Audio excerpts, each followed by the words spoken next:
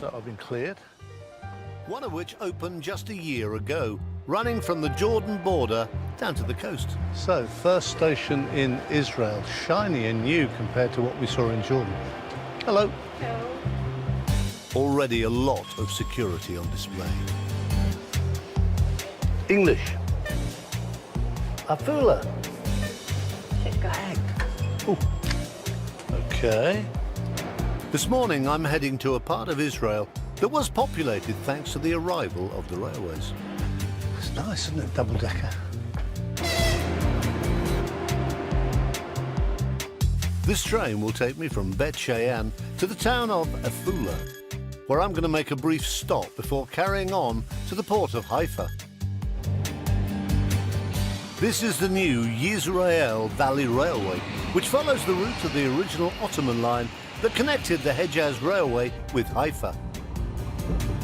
Back then, the railway became a migration route for the first Jewish settlers who were starting to arrive in Palestine from Europe in their thousands. Zionism, the idea of creating a separate Jewish state, was becoming a serious idea in the early days of the 20th century. Anti-Semitism was spreading across Russia and many parts of Europe, and an enormous number of Jewish refugees and immigrants were coming to here, which was then Palestine.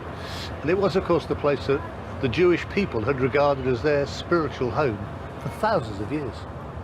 When the Jewish settlers arrived in what was, in many ways, a hostile environment, a new way of communal living evolved, the kibbuts. And I'm stopping off to visit one of the oldest in Israel. Hula, are you Meir? Oh, yeah. Hi. I'm meeting Meir Doron, who has lived in the Ein Harod kibbutz all his life. Ein Harod opened in 1921. It's based around the principles of sharing and equality. People live and work together, not being paid or owning property, but being provided with everything they need to survive, including a rather nice swimming pool. Kibbutzes provided employment and food for many of the thousands of first settlers as they arrived in Palestine. And it was all thanks to the railway. So would you say the railway is a very important part of the development of the kibbutz? The early days of the kibbutz, nothing was here. No trees, no roads, just a train. Only the train between Haifa and Damascus. In the independence war of Israel, it stops. Okay, and now, a year ago, it starts again. The train was a lifeline. It brought farming equipment and building materials to establish the kibbutz, and would then take produce back to the coast for sale in markets. How important do you think the original kibbutz were to the development of Israel?